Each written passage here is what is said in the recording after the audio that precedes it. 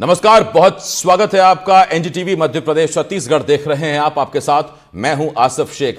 Bulletin की शुरुआत इस वक्त एक बड़ी खबर के साथ। बड़ी खबर सुकमा से, जहां सुरक्षा बलों को बड़ी कामयाबी मिली है। सुरक्षा जवानों ने विस्फोटक सामग्री बरामद की है। जंगलों में नक्सलियों ने छिपाकर विस्फोटक रखा हुआ था। पीलावाया के जंगलों में यह विस्फोटक छिपाया गया था। डीआरजी और सीआरपीएफ की संयुक्त कार्रवाई है। सुकमा एसपी किरण चौहान ने इस घटना की पुष्टि की है।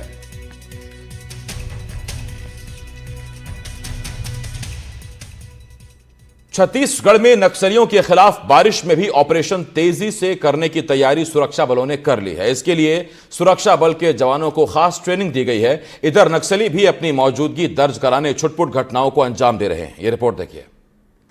हर बार बारिश में नक्सली थोड़ा आराम कर लेते थे। इस बार बारिश में भी हम उनको सोने नहीं देंगे और 31 दिन के लक्ष्य को हम आगे बढ़ाएंगे।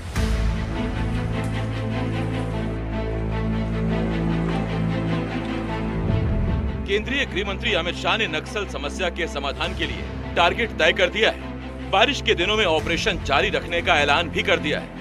ऐसे में बड़ा सवाल है कि नक्सल समस्या से सबसे ज्यादा प्रभावित बस्तर के घने जंगलों, नदी नालों और पहाड़ों पर बारिश के मौसम में नक्सलियों से लोहा लेने के लिए सुरक्षा बल के जवान कितने तैयार हैं?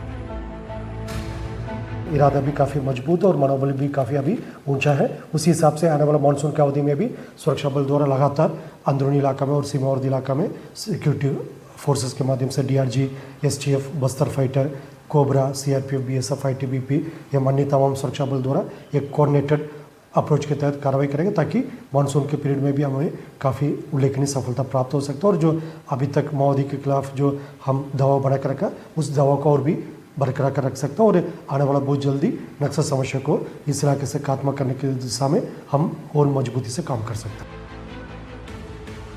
सुरक्षा बल के जवानों ने मानसून में सर्चिंग अभियान की सिर्फ रणनीति ही नहीं बनाई, बल्कि प्रहार भी जारी है। नक्सलियों के खिलाफ अब अंतिम प्रहार।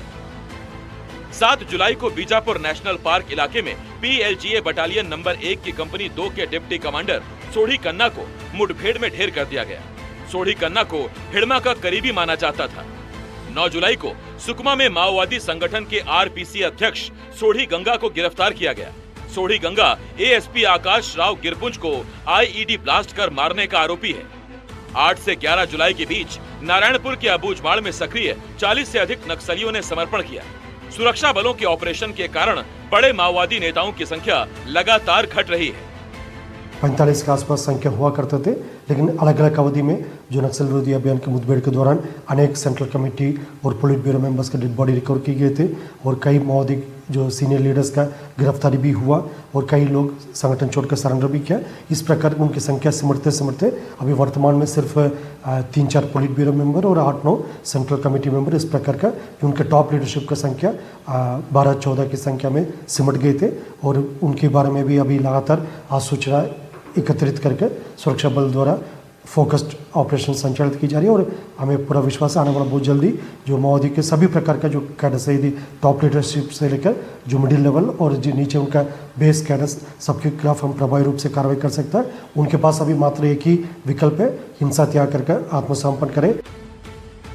बस्तर के जंगलों में सुरक्षा बलों के बढ़ते दबाव के बीच नक्सली भी वारदातों को अंजाम देने से नहीं चूक रहे।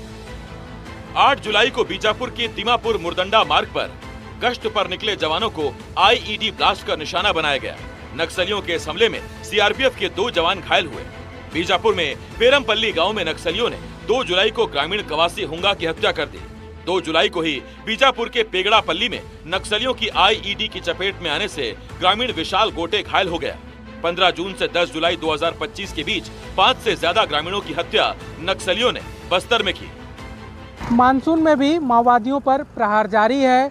तय समय सीमा में माओवाद समस्या खत्म होगी या नहीं, इसका जवाब मार्च 2031 में ही मिलेगा। लेकिन सुरक्षा बलों के बढ़ते दबाव के बीच वारदातों को अंजाम देकर माओवादी भी खुद की मौजूदगी दर्ज कराने से नहीं चूक रहे हैं। रायपुर से कैमरा सहयोगी प्रवीण साहू के साथ नीलेश त्रिपाठी, एनडीटीवी।